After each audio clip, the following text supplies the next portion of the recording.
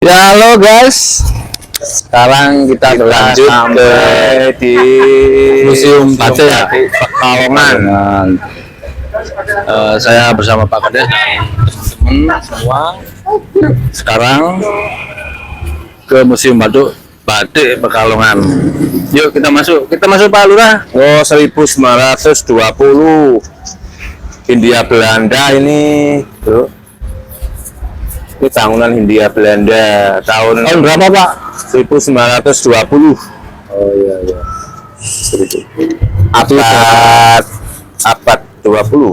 Abad 20 ya. Berarti berapa tahun yang lalu Pak? Assalamualaikum. Monggo, selamat datang. Ini Saya pemainnya. Yuk Pak, kita masuk aja. Mau nanti kita sambut lagi Pak Tunggal nanti. Ya, kita sama Pak Kades dulu kita masuk. Ini ada kaitnya nggak Pak? Ini Pak Lurah aja yang jadi kait. zaman Pak SBY. SBY. Susilo Baru ini Pak. Pak SBY presiden loh, ya no? Presiden diresmikan oleh Presiden Republik Indonesia Bapak SBY. Susilo Bambang Yudhoyono. Haji Susilo Bambang Yudhoyono. Pekalongan tahun 2. Oke, resmi ning anu nih loh. Ini peresmian. Ya, ini apa? Resmiannya.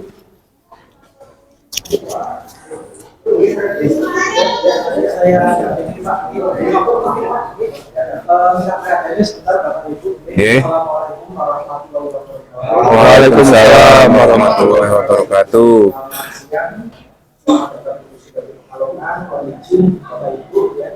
Perkenalkan saya ini, saya akan membantu dan Bapak Ibu semua. Ada di ruang pamer atau di ruang koleksi. Cek. Silakan nanti. Pak, mohon izin Pak.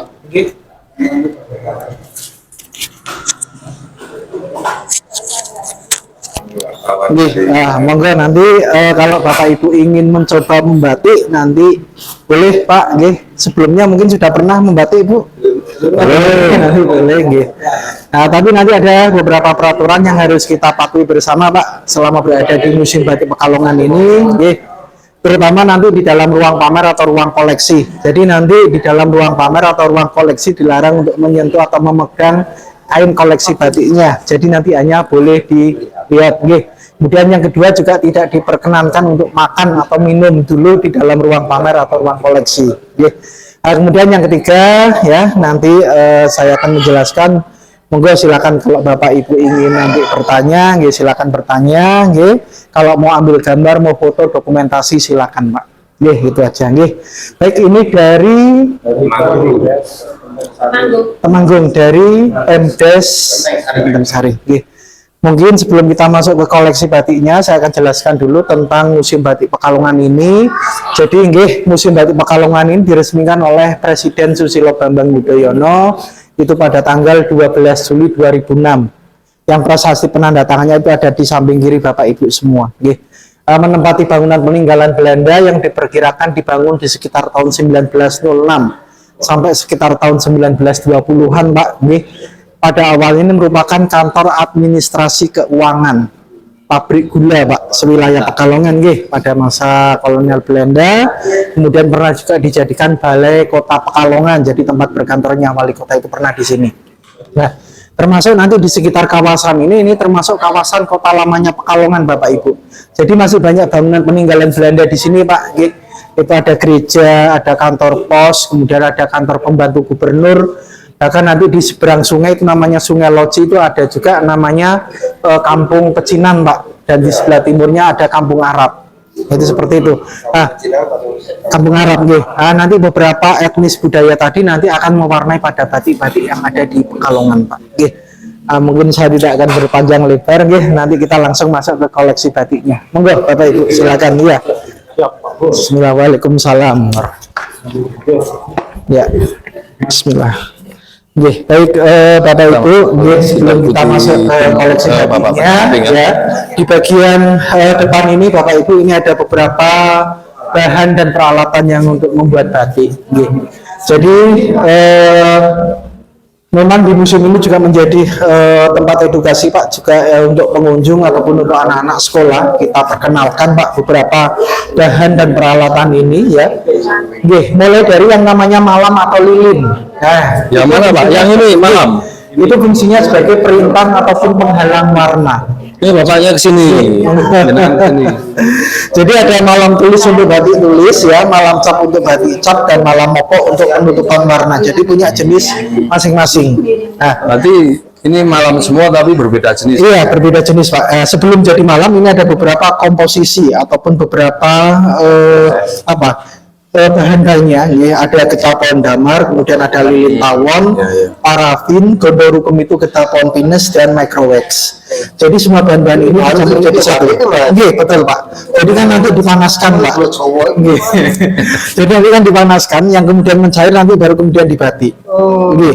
Nah, kemudian berikutnya ini alatnya yang disebut dengan canting. Canting. Nggih, lebih tepatnya namanya canting tulis Bapak. Nggih. Canting. Karena cara kerjanya seperti kita menggunakan pena. Jadi seperti menulis Pak. Iya, iya. Menggambar seperti itu. Nggih. Yang menarik juga ukurannya ini dari ukuran 0 sampai ukuran 7, yang masing-masing ukuran ini punya fungsi masing-masing. Mas, Nggih. Mas, kalau apa jenenge? Apa Pak? HP itu katanya pakai tembakau yang kering itu. Untuk apanya Pak? Mas? Iya. Itu bahan ini, tintanya. Gitu. Nggih. Kalau yang saya ketahui itu kan bahan-bahannya ini Pak. Cuman kalau mungkin ada tembakau, mungkin juga saya juga ini mungkin baru dengar juga ini dari Mungkin Bapak, itu bisa. bahan lainnya. Atau mungkin tembakau ini juga untuk pewarnanya mungkin bisa juga Pak.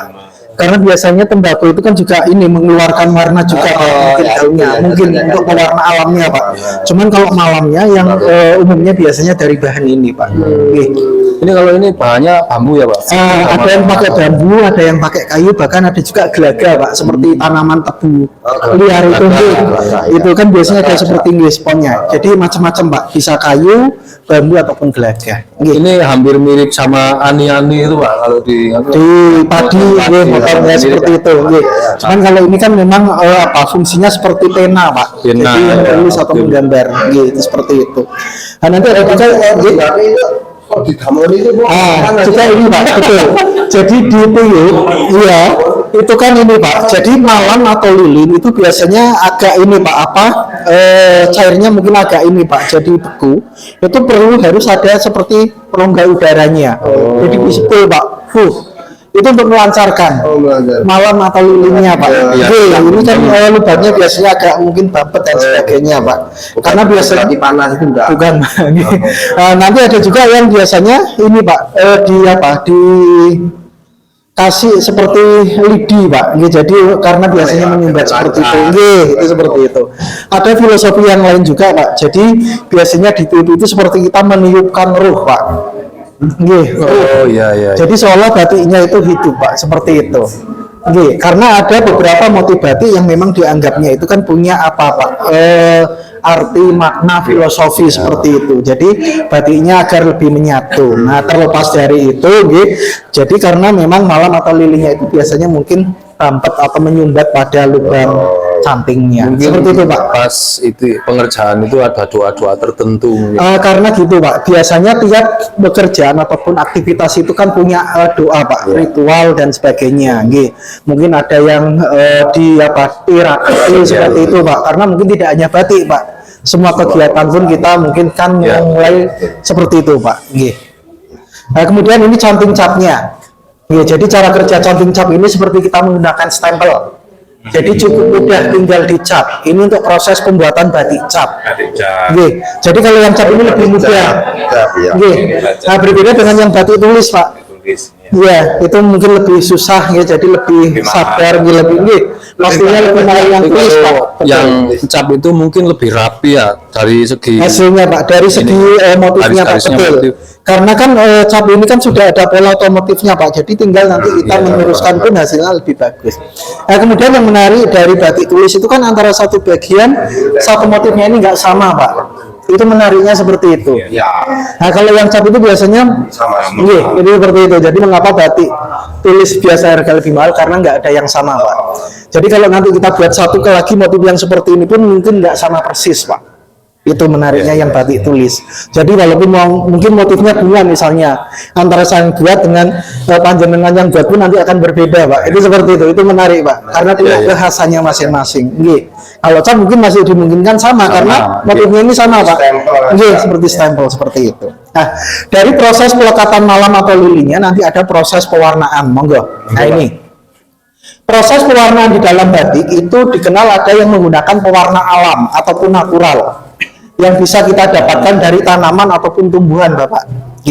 Bisa dari kulit batang pohonnya, bisa dari daun, kulit buah, bahkan akar. Mungkin tadi yang Bapak sebutkan tadi yang dari tembakau, mungkin itu untuk proses pewarnanya, Pak. Seperti itu, mungkin bisa, Pak, seperti itu. Jadi segala yang ada di alam ini, ya, kalau kita buat untuk pewarna mungkin bisa seperti itu, Pak. Nah, kemudian dari warna alam, kemudian ini warna kimia ataupun sintetisnya. Yang nanti hasil batiknya warnanya itu akan berbeda. Batik yang menggunakan warna alam biasanya warnanya lebih soft, Pak. Jadi cenderung agak-agak pudar.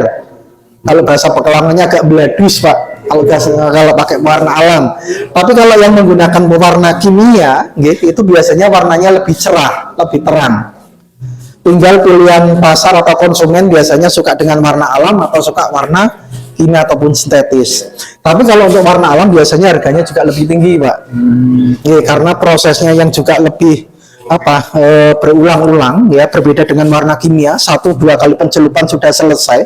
Warna alam itu beberapa kali. Kemudian berikutnya ini ada beberapa jenis kain.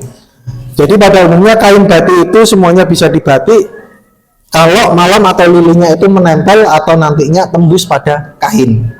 Umumnya biasanya dari kain jenis katun, ya, bisa primissima, prima, ya, dobi, viskos, dan beberapa jenis yang lain, Pak. Itu bisa. Nah, kalau Pak, ya, ini yang digunakan ini kapur apa, Pak? Iya, biasa Pak, kapur ini, Pak. Kapur biasa. Itu seperti itu. Jadi ada kapur, tawas maupun tunjung, itu fungsinya sebagai fiksasi. Oh, ini juga kapur ini jenisnya? Iya, yang tunjung, ya.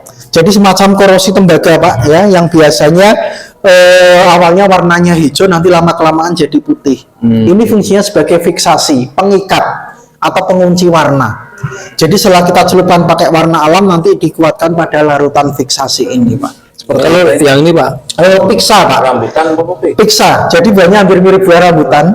Sekarang juga udah jarang, Pak. Itu yang diambil bijinya. Itu menghasilkan warna merah. Yang bijinya kecil-kecil. Kalau untuk anak perempuan dulu biasanya dipakai untuk ini, pewarna kuku, itu seperti itu. Dan beberapa bahan yang lain, Pak. Jadi sebetulnya di alam ini masih banyak yang bisa dimanfaatkan, Pak. Ini masih hanya sebagian kecil. Oh, iya. Nah, kemudian ini yang nggak kalah penting juga, Pak. Ini ada beberapa jenis batik. Jadi mohon maaf Bapak Ibu kalau mungkin di luar sana, batik itu dianggapnya sama. Batik itu berbeda, Pak. Karena ada yang namanya batik tulis, batik cap, sablon, dan printing. Nah, dua terakhir ini maaf Bapak Ibu, ini yang sebetulnya bukan batik, tapi hanya kain tekstil yang motifnya batik, Pak. Karena batik itu proses, Pak, menggunakan malam atau lilin sebagai perintang warnanya. Jadi baik batik tulis ataupun minimal batik cap ini masih disebutnya batik, Pak. Sablon dan printing ini yang maaf yang bukan, Pak. Hanya kain tekstil yang motifnya batik. Jadi batik yang diakui oleh UNESCO sebagai warisan budaya bangsa Indonesia ya dua ini, Pak. Tulis dan cap, karena masih menggunakan malam atau lilin sebagai perintang warnanya. Kalau ini enggak, Pak. Ini pakainya mesin, Pak. Jadi berlembar-lembar kain dicetak pun ya bisa, Pak. Kita tinggal pencet ya tombolnya, mungkin mesinnya yang akan bekerja. Tapi kalau ini, bisa Pak, dibilang batik pengerjaan modern. bisa juga seperti itu, Pak. Ya, Yang kain klasik ya. Iya, ini yang klasik, yang yang lebih tradisional, yang lebih sederhana, Pak. Seperti itu. Jadi antara tulis ataupun minimal cap. Jadi dari musim ini kita juga berikan edukasi juga, Pak, untuk masyarakat bahwa maaf, tidak semuanya yang motifnya batik itu disebutnya batik, Pak. Bisa batik tulis, cap, ataupun kain tekstil yang motifnya batik. Nggih. Karena sekarang banyak juga Pak bermunculan mungkin motif-motif yang lebih kekinian, yang lebih modern Pak. Nggih. Tapi kalau itu prosesnya menggunakan malam atau lilin itu masih disebut batik. Tapi kalau maaf motifnya batik, tapi kalau prosesnya tidak menggunakan malam atau lilin sebagai perintang warnanya itu bukan batik Pak. Hanya kain tekstil yang motifnya batik. Ini sebagai edukasi untuk kita bersama Pak, seperti itu. Untuk membedakan kalau di pasaran yang bagus itu gimana? Sebetulnya kalau yang batik tulis saat ini juga relatif Pak. Kadang tiap orang atau masyarakat itu kan juga punya apa pembeda ya Pak ya. Mungkin seperti batik tulis ya, ini kalau menurut saya bagus, mungkin kalau Bapak kurang, seperti itu juga bisa Pak. Tapi yang jelas kalau batik tulis, seleranya kan masing-masing. Itu biasanya antara satu motif dengan motif lainnya itu berbeda Pak, berlainan, nggak akan sama. Dan biasanya kalau yang batik tulis, batik cap ini tembus Pak, karena proses pelekatan malam yang bagus itu memang harus tembus. Kalau yang sablon atau printing biasanya hanya pada bagian permukaannya Pak, karena hanya dicetak. Nah, kalau yang batik cap ini biasanya motifnya sama, karena kita menggunakan satu canting cap yang sama, berulang-ulang itu biasanya motifnya sama Pak, itu kuncinya. Jadi mungkin juga ini juga mungkin kalau kita orang awam pun sebetulnya itu juga kejujuran dari penjualnya juga Pak. Tulis ya dikatakan tulis, cap-cap ya, kalau printing ya katakan printing, kan seperti itu. Batik tulis yang sama yang kan kadang orang awam. Betul seperti itu Pak. Kadang bahkan maaf juga ada juga yang mungkin maaf printing seperti ini itu dibuat seolah-olah seperti batik tulis Pak. Sekarang juga banyak Pak. Itu tadi. Cuman biasanya kalau yang paham pun ya biasanya bisa membedakan. Cuman tadi yang awam itu biasanya Pak, itu seperti itu. Jadi mungkin harus juga ada kejujuran dari mungkin penjual batiknya juga Pak. Ya tulis katakan tulis, cap-cap, printing ya katakan printing, karena nanti harganya juga nanti kan bervariatif juga Pak. Yang tulis itu biasanya lebih tinggi dibandingkan yang cap. Nah, kemudian baru nanti di bawahnya printing itu tadi Pak. Seperti itu. Jadi mungkin kita bisa juga bisa memilah, juga bisa teliti Pak juga ya, tulis, cap atau mungkin printing. Baik Bapak Ibu, dari alat dandanya kita lanjutkan ke koleksi batiknya. Ya silakan. Nah ini kita masuk di ruang pamer yang pertama Bapak Ibu. Nah, jadi untuk ruang pamer yang pertama ini ada pameran temporer ya, sebagai informasi juga bahwa untuk koleksi batik yang ada di Museum Batik ini kita ganti Pak kurang lebihnya 3-4 bulan sekali untuk pameran temporernya. Kemudian untuk pameran tetapnya itu kurang lebihnya 1 tahun sekali. Kita punya sekitar kurang lebih 1.200 koleksi batik Pak. Dan tiap satu kali pamerannya kurang lebihnya 100-150 kain yang kita pamerkan seperti itu. Nah kebetulan ini sebagai pembanding Pak, ini ada batik klasik atau batik tradisional Pak. Ada batik tulis ini dengan motif lung-lungan. Jadi lung-lungan itu artinya tanaman ataupun tumbuhan yang menjalar atau merambat, semacam tanaman sulur. Nah, dibuat dengan memakai pewarna alam, ya, pewarna natural. Ini didapatkan dari tanaman indigo vera. Ya, jadi semacam tanaman perdu yang biasanya banyak tumbuh di pinggir sungai ataupun pinggir jalan, Pak. Jadi orang awam pun tahunya seperti tanaman liar, tapi ini bisa dimanfaatkan untuk pewarna alam. Itu seperti itu. Nanti kita bandingkan dengan beberapa batik kekinian, Pak, yang lebih kontemporer. Karena batik bukan hanya untuk kebutuhan sandang, untuk sarung atau kain panjang, tapi sekarang juga bisa dijadikan untuk interior, Pak. Nanti di beberapa ruangan juga bisa kita lihat. Jadi kalau kita lihat ini kan dengan memakai pewarna kimia sintetis, motif-motif yang lebih modern, dan kebetulan ini kimia Pak. Iya, ini kimia Pak. Jadi warnanya lebih cerah, lebih terang. Tulis Pak, sama ini masih tulis Pak. Karena antara satu bagian satu motifnya nggak sama. Kimia Pak. Dan kebetulan ini beberapa motifnya ini ada simbol ataupun ikon dari beberapa daerah yang ada di Indonesia. Mulai dari Sumatera, kemudian Kalimantan, ya, Maluku, Sulawesi, beberapa daerah di Jawa. Kemudian juga ini menarik juga, ini yang lebih panjang ya. Ini kainnya kurang lebihnya sekitar 13 meter. Ini dari mana nih? Nah, ini beberapa daerah Pak, cuman dibuatnya di Pekalongan Pak. Berarti dari beberapa daerah terus jadiin satu gitu? Iya, ininya, motifnya Pak. Motifnya, iya, ya. Seperti itu. Betul. Ini kan menarik Pak. Jadi jarang kita temui motif-motif yang seperti ini, Pak. Ya. Motif-motif batik itu biasanya motif-motif yang klasik, Pak, tradisional. Ya itu tadi, karena perkembangan batik yang dinamis, Pak. Tidak hanya dengan motif-motif klasik yang hanya mungkin maaf itu saja, gitu. Tapi karena batik ini kan berkembang, Pak. Nah ini masih bisa kita katakan ini batik, karena prosesnya masih menggunakan malam atau lilin, Pak, sebagai perintang warnanya. Tidak bisa kita pungkiri karena motif itu memang akan terus berkembang, Pak. Mungkin 10-20 tahun mendatang pun motifnya mungkin akan berbeda lagi dengan motif-motif yang ada sekarang. Nah ini yang terakhir ada alat yang namanya jedi. Jadi namanya ujet. Iya, jadi ini fungsinya sebagai tempat untuk ngelorot. Nah, ngelorot itu apa? Ngelorot itu proses pelepasan malam atau lilin dengan cara direbus di air panas atau air mendidih, Pak. Oke. Jadi sederhananya batik, Pak, ya, kalau saya informasikan bahwa awalnya kain itu warnanya putih, Pak, semua. Kemudian kita batik, baru diwarna. Terakhir untuk melepaskan malam atau lilin direbus, Pak. Nah, bekas malam atau lilinnya nanti akan kembali ke warna putih. Nggih. Jadi yang bekas putih-putih itu bekas malam atau lilinnya, Pak.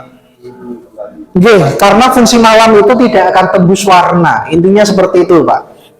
Jadi putih-putih ini semua kan bekas malam atau lilinnya. Nggih, Pak, seperti itu. Untuk melepaskan malamnya. Kalau tidak direbus nanti malamnya masih akan ada, Pak. Itu. Nah, bahkan malamnya nggih udah dibatik udah diwarna nggih betul. Nah kalau tidak direbus ya malamnya masih nempel, Pak. Nah mungkin kita satu dua pernah menjumpai kalau kain batik itu mungkin masih ada malam atau lilinnya, itu kemungkinan waktu ngerebusnya itu tidak sempurna, Pak. Jadi malam atau lilinnya masih melekat. Kalau sempurna biasanya malamnya lepas, Pak. Udah seperti itu. Nah ini kurang lebihnya seperti ini. Jadi dari kain putih kemudian kita batik diwarna, terakhir untuk melepaskan malam atau lilinnya nanti direbus, Pak. Ini malamnya lepas. Nih, jadi yang putih ini bekas malam atau lilinnya, Pak. Itu seperti itu. Jadi malam atau lilin itu sebagai perintang ataupun penghalang warna. Nih, kata kuncinya itu, Pak. Berarti, Pak. Berarti tidak luntur ya, gimana ya? Yang apanya, Pak? Dimasukkan sini itu sudah tak luntur. Warnanya? Ya. Warnanya nggak luntur, Pak, karena udah ada fiksasi, pengikat atau pengunci warna, gitu. Cuman malamnya saja, Pak, yang lepas. Gitu.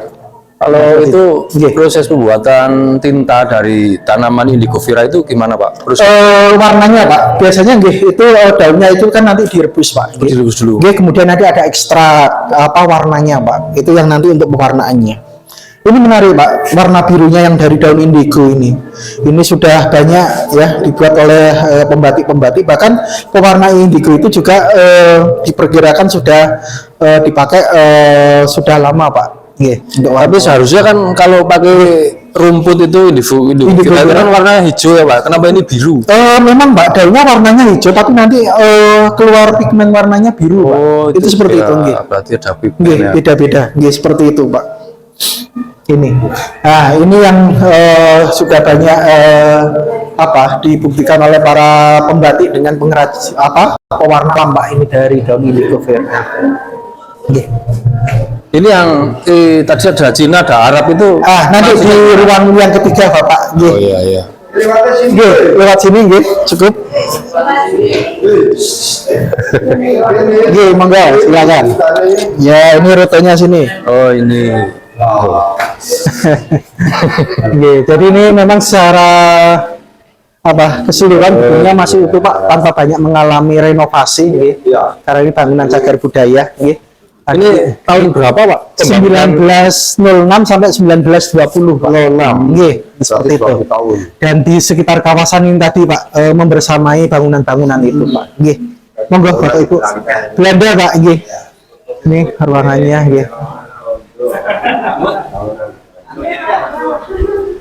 Nah, silakan kita ke ruang yang kedua. Ya, kita masuk ke ruang dua, nomor 2. Bismillah. Assalamualaikum. Waalaikumsalam. Bismillah. Ya, monggo silakan. Baik, berikutnya ini kita masuk di ruang pamer yang kedua, Pak. Seperti yang tadi saya sampaikan, bahwa tiap ruangan ini punya tema pamerannya masing-masing, Pak, yang biasanya kita rolling ya, kita ganti. Kebetulan di ruang pamer yang kedua ini memamerkan dan mendisplay ada yang namanya batik pedalaman. Jadi sebagai informasi Bapak Ibu, bahwa awalnya batik yang berkembang di Jawa itu dibedakan menjadi dua tipe pembatikan. Yang pertama yang disebut dengan batik pedalaman atau Forstenlanden, atau orang sering menyebutnya dengan batik keraton. Jadi batik-batik yang berasal dari daerah Surakarta dan Yogyakarta, Solo, Jogja. Satu lagi yang disebutnya dengan batik pesisiran. Jadi batik-batik yang banyak dibuat di daerah pesisir pantai utara Jawa sampai Madura. Kedua tipe batik ini sangat berbeda Bapak Ibu. Nanti bisa kita bandingkan ya. Batik pedalaman ini biasanya warnanya lebih dominan dengan warna-warna coklat atau shotgun, biru tua, ataupun warna putih. Nah, kemudian yang menarik dari batik pedalaman itu motifnya Bapak Ibu. Biasanya hanya berupa lambang ataupun simbol. Tapi di balik lambang ataupun simbol ini mengandung arti, makna, filosofi. Itu seperti itu. Ada beberapa motif batik pedalaman yang dulunya termasuk motif larangan, Pak, karena hanya dipakai oleh raja dan keluarga. Ada juga yang bisa dipakai oleh masyarakat umum. Kalau ini motifnya apa ini, Pak? Ya, ini namanya motif teruntum, Pak. Teruntum ceplok gurdo. Ya, gurdo ini, Pak. Jadi semacam simbol dari bentuk burung Garuda. Burda, itu seperti itu. Kalau dari segi filosofi, teruntun itu ada yang mengartikan teruntun itu menuntun, Pak. Jadi harapannya orang tua itu bisa menuntun anak-anaknya agar kehidupannya lebih baik. Jadi motif teruntun ini salah satu motif yang bisa dipakai untuk orang tua mempelai pengantin dalam acara pernikahan. Masih sampai saat ini uri-uri ya, itu Pak. Jarit namanya tuh. Itu masih Untuk ibu-ibu masih pakai jarit. Masih. Nah, kemudian ada juga ini yang bisa dipakai untuk mempelai pengantinnya, Pak. Namanya motif sido. Ada sido mukti, ada motif sido luhur, ada motif sido asih. kalau sido mukti itu maksudnya gimana? Jadi sido mukti, sido itu kan kalau dalam bahasa Jawa artinya sido itu jadi, Pak. Mukti itu artinya kehidupan yang lebih baik, sejahtera seperti itu. Jadi memang jadi harapannya itu nanti pasangan pengantin tersebut dalam mengarungi rumah tangganya kehidupannya akan lebih baik, Pak. Lebih bahagia, sejahtera, harapannya seperti itu. Sido asih atau yang artinya saling mengasihi, menyayangi, seperti itu, Pak. Jadi memang mengandung filosofi, terutama di batik-batik pedalaman, Pak. Nanti berbeda dengan batik pesisir, Pak. Batik pesisir itu biasanya hanya motif-motif yang natural, lebih realis, lebih jelas, Pak. Kalau ini hanya simbolis, itu seperti itu.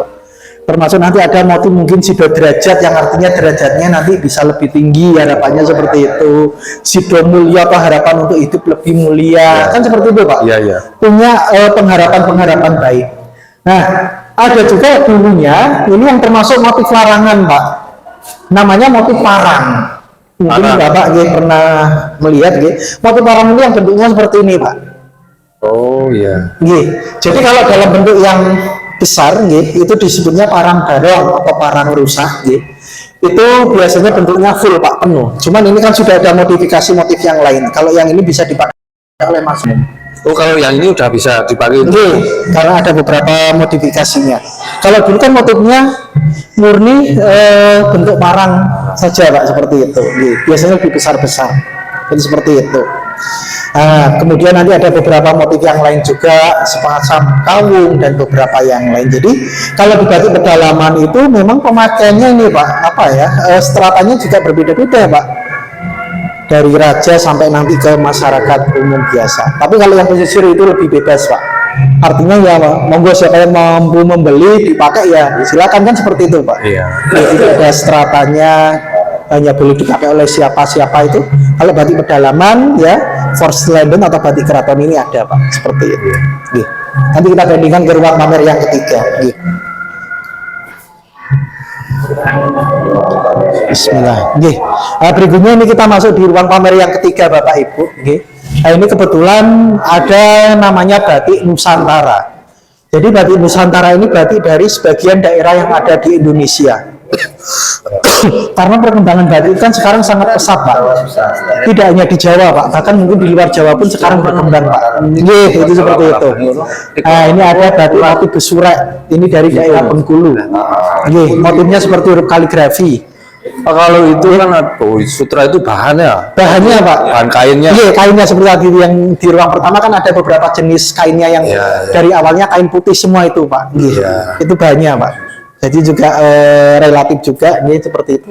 Ini ada batik Kalimantan, kemudian yang familiar juga ini batik dari daerah Cirebon, namanya motif mungkin Bapak Ibu seperti ini. Iya, Pak, kurang lebihnya seperti itu. Cirebon. Ya ini Pak ya ini. Nah, ini motif tiga negeri, Pak. Ini motif mega mendung, jadi menggambarkan awan yang sedang mendung, yang diharapkan akan membawa kesuburan ataupun keberkahan. Ini ada juga yang namanya batik tiga negeri. Mungkin Ibu pernah dengar ya atau pernah lihat ya. Jadi menarik dari batik tiga negeri karena proses pewarnaannya ini yang awalnya diwarnai di 3 daerah, Pak, 3 tempat yang berbeda. Ada warna merah yang diwarnai di daerah Lasem ya, Rembang, kemudian dengan warna biru di Pekalongan, dan warna coklatnya itu berpindah ke Solo, Pak. Jadi awalnya berpindah-pindah untuk menghasilkan satu kain batik ini. Ada juga yang mengartikan bahwa 3 negeri ini sebetulnya simbolisasi dari 3 budaya, Pak.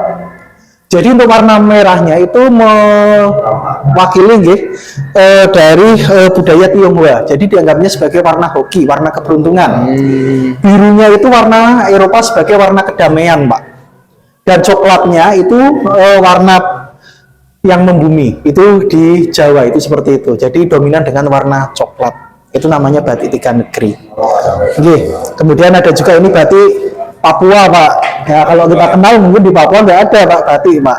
Cuman kan sekarang berkembang, Pak. Hampir di sebagian daerah di Indonesia, Pak. Itu batik punya kekhasannya masing-masing. Mungkin ada orang atau masyarakat juga yang mungkin belajar ke Jawa, Pak. Kemudian mereka mengembangkan ke sana. Itu kan seperti itu ada juga. Ini juga menarik seperti di ruang pertama. Ini untuk lukisan, Pak. Batik lukis dengan motif Ramayana. Ini dari Bali. Ya, ini ada nama pembuatnya Gusti Made Sujana, itu seperti itu. Jadi memang berarti bukan hanya untuk sarung atau kain panjang tadi, Pak, tapi ini antara perpaduan seni dan tekniknya itu, Pak, ini batiknya betul. Itu menarik, Pak. Ini kan kalau kita lihat gradasi warnanya, ini kan juga menarik, Pak. Kemudian detail motifnya juga, kan ini juga menarik, Pak. Itu seperti itu. Jadi memang berarti juga bergeser ke nilai art, ada nilai seni di situ, Pak.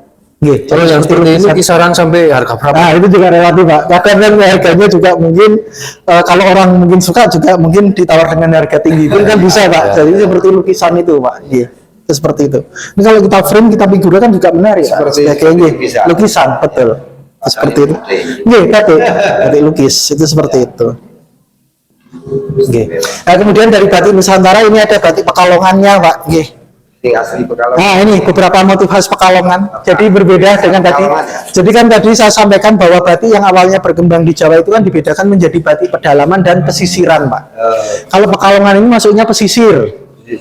Karena kan terletak di daerah pantai, Pak. Cirebon, Lasem itu masuknya pesisir. Berarti pesisiran ini biasanya warnanya lebih dominan ke warna-warna yang cerah, Pak. Warna yang terang. Berbeda dengan batik pedalaman tadi.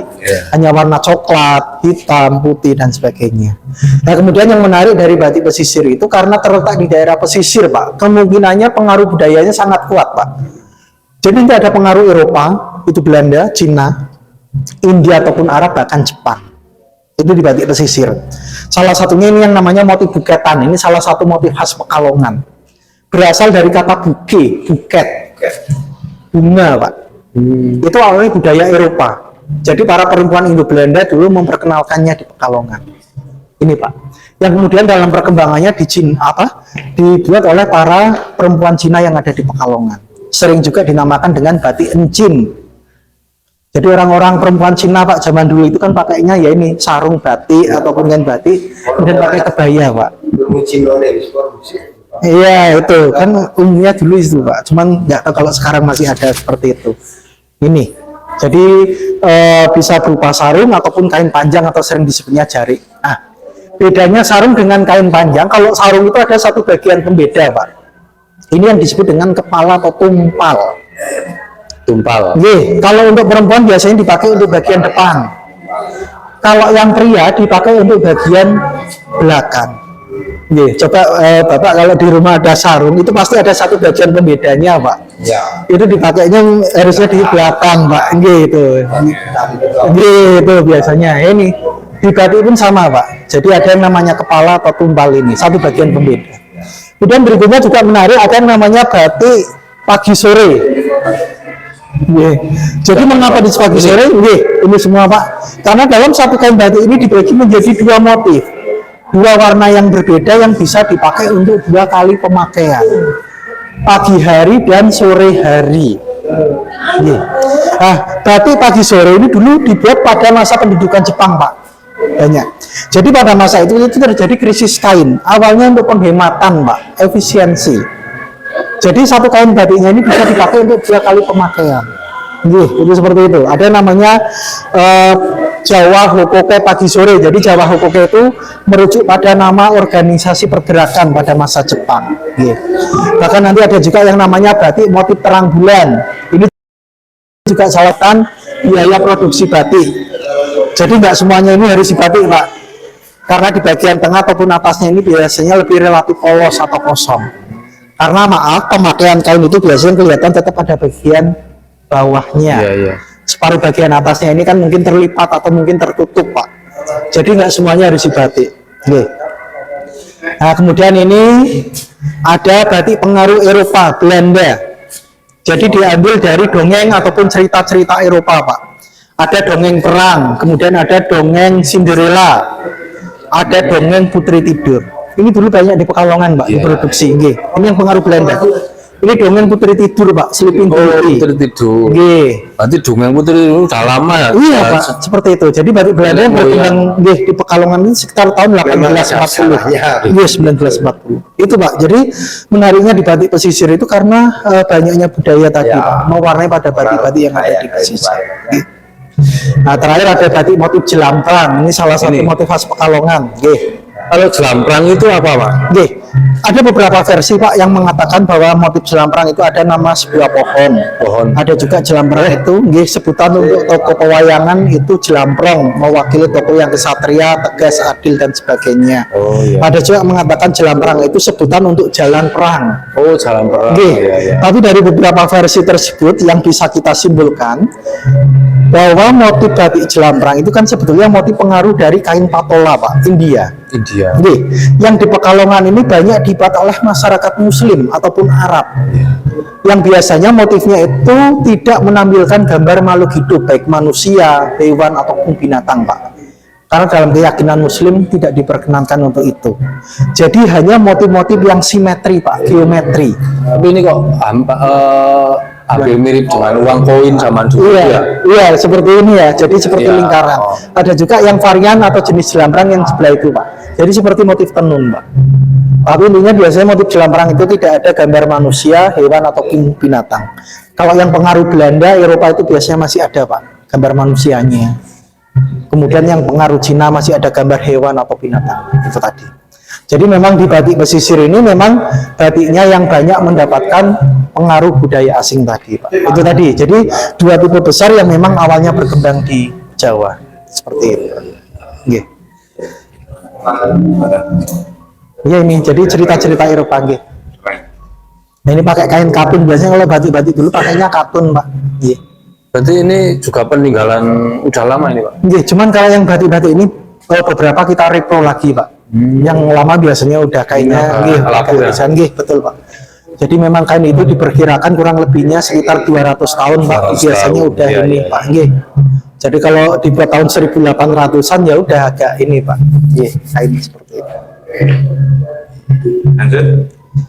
Jadi mungkin Bapak Ibu ya ini masih foto Nah, ini ruang pamer yang terakhir, nanti kita lanjutkan ke ruang workshop batiknya. Monggo kalau nanti Bapak Ibu nanti ingin mencoba membatik boleh, Baik, terima kasih Bapak Ibu atas kunjungannya, semoga berkesan, Pak, bermanfaat, Mungkin kalau nanti jalan-jalan ke Pekalongan lagi bisa mampir, Pak, siap. Yang dulu dengan yang sekarang, Pak foto kalau ini ada bangunan lama di sekitar musim sekarang, ini bangunan lama. Berarti ini udah baru ya? Habis ini kan bangunan lama. Terus ini udah reparasi. Udah di sebelumnya kan ini dulu kan memang bangunan lama Pak, cuman dialih fungsikan saja. Oh, iya. Masih itu Pak sebetulnya. Iya. Dulunya pabrik gula loh.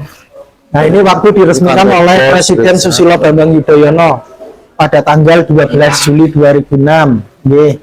Nah, kemudian berikutnya ini kunjungan dari UNESCO Iya, resmikan. mengapresiasi batik Indonesia sebagai warisan budaya bangsa Indonesia. Iya. Pak. Ini. Jadi ya ini tugas dan kewajiban kita yang harus menjaga melestarikan Iya, itu betul, tadi Pak. Pak. Nggih. Betul. Ini ada ruang perpustakaannya, itu ada ruang souvenir, monggo nanti kalau mau lihat-lihat. Nah, ini ruang terakhir, ini proses pembuatan batiknya. Nggih. Nah, ini kita masuk ke proses pembuatan. Ya, ini ada untuk proses pembuatan batik cap, ada juga untuk proses pembuatan batik tulis. Ya, enggak nanti kalau mau coba Pak, nggih, Iya, Pak. silakan. Ya, ini adik kita lagi mencoba proses pembuatan batik loh. Ini batik cap.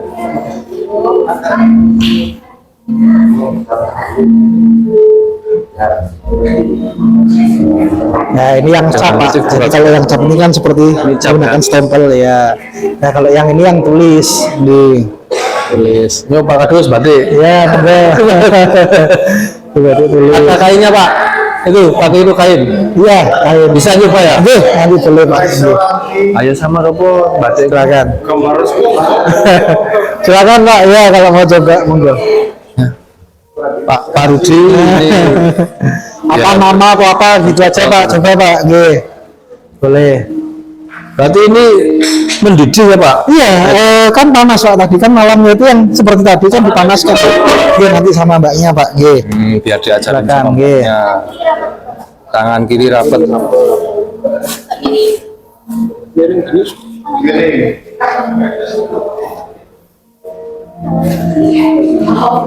Nggih, nah miring Pak. Nggih, seperti ini nggih. Nah, Jadi intinya itu semua harus belajar Pak. nggih. Nah, kan biasanya kan harus dibuat ini pola atau motifnya nggih.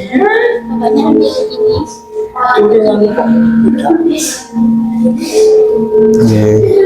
Nah, ditiriskan Pak, nggih. Nah, bismillah. Ya, kayak Jengek gini Pak. nggih, Jengek. jadi biar enggak apa ngucur gitu Pak, nggih.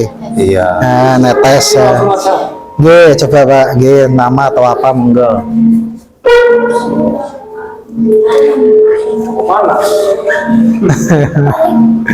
Ya. Nggih.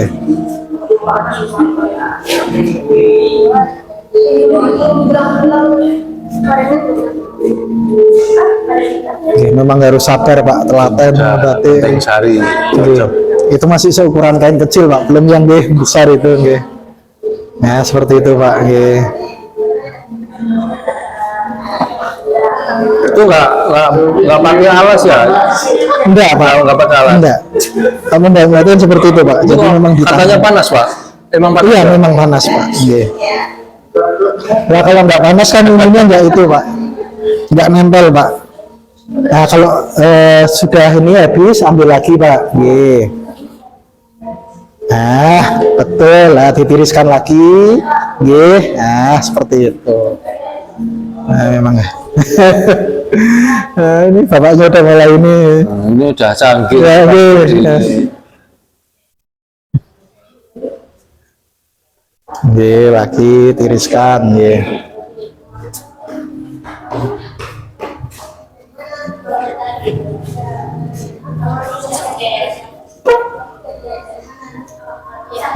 Panasan. Ya itu Pak. Nggih. Panas Pak.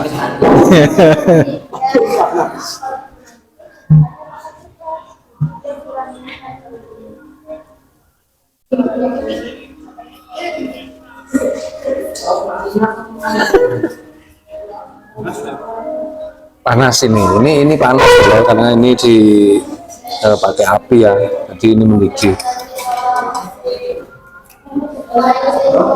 Ya, ini Pemdes Genteng Sari, keren. Tepuk tangan, Mas. Ya. Ya, tidak pulang Pak, untuk kenang-kenangan. Ini boleh dibawa ya? Nggih, monggo. Oh, Pak Rezi. Ya. Nggih. Ora usah Genteng Sari. Emang boleh. Sarapi ya, sarapi.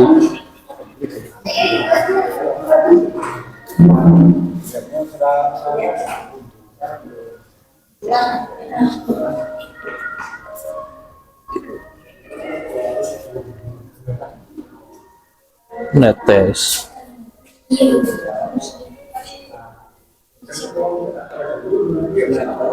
Dadi jen kudu miring ngono. Ya, wis.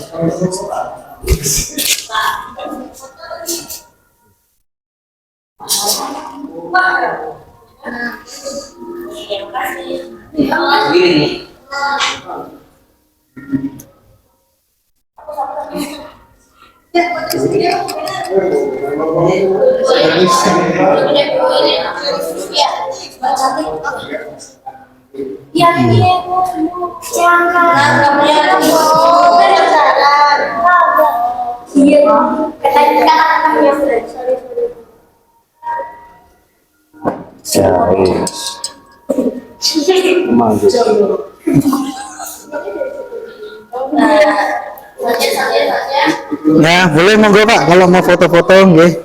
Itu beberapa mural batik nggih, malas hati-hati Pak.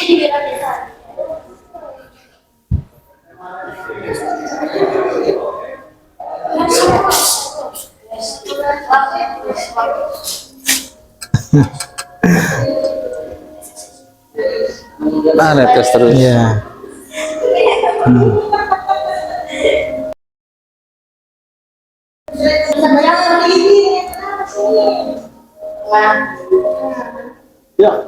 Wis.